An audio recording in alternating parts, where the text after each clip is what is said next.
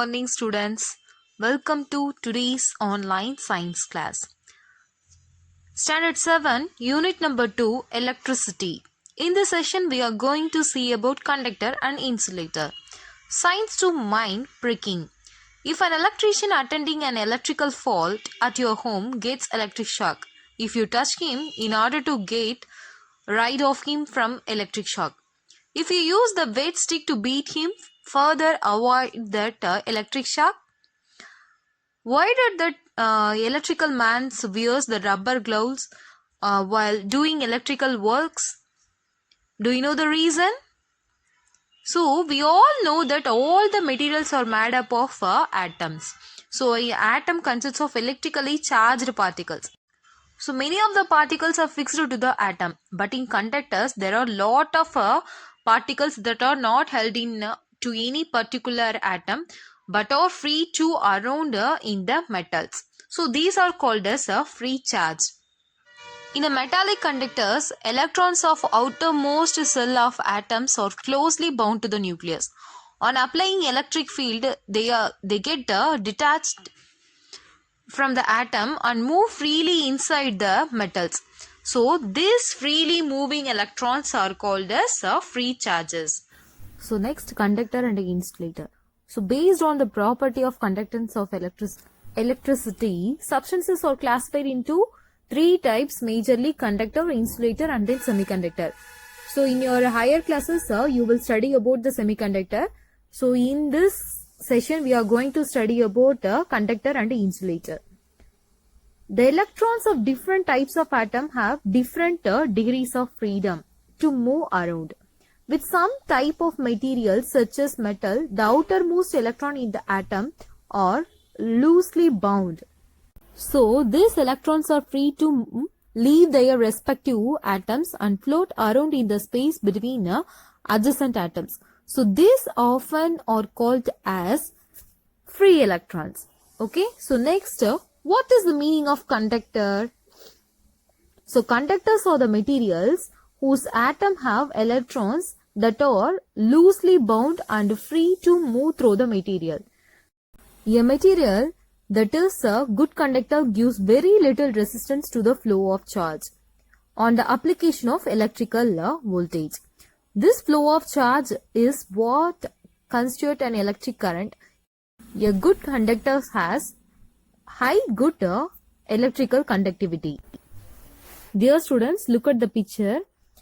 The smoother top path shows a good conductor. So, resistance is very low and then the free electrons is more. It is a good conductor. Next, insulator. So, insulator is also known as bad conductor. So, the material which does not have enough free electrons are not good at conducting electricity, or we can say that they would be poor conductor of electricity, and they are also called as insulator. So, an insulator gives a lot of resistance to the flow of charge. During the drift of the electrons in an object, when an external voltage is applied, collision occurs between the free electrons, and the atoms of the material also affect the movement of charges.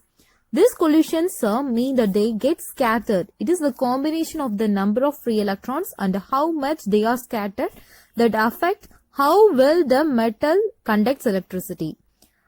So, in an insulator, it does not have enough free electrons, and then resistance will be more in the insulator. The rubber eraser does not allow electric current to pass through it. So, rubber is a non-conductor of electricity. Rubber is an insulator. Okay, students, we already know that the materials are classified into three types: conductor, insulator and then semiconductor. Do you know which material is made up of SIM cards, computers and ATM cards? So, the chip used in SIM cards, computers and ATM cards are made up of semiconductor, namely silicon and germanium. Because of this, electrical conductivity lies between the conductor and an insulator. So, next, wires are made up of copper and electrical conductor. So, wires are conductor have very low resistance. Copper wires are used to carry current in households. This wire in turn enclosed in an electrical insulator or material of high electrical resistance. So look at the picture, students.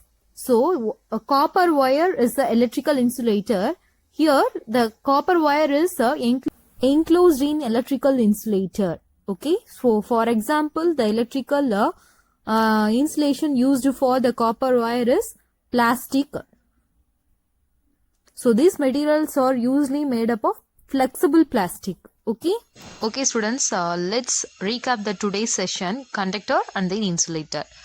So conductor have low resistance which allow electrical current to flow. For example, copper, silver, gold, aluminum.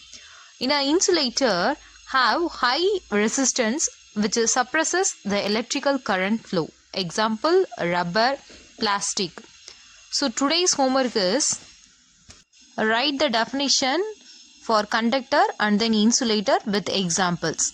Okay. Thank you all.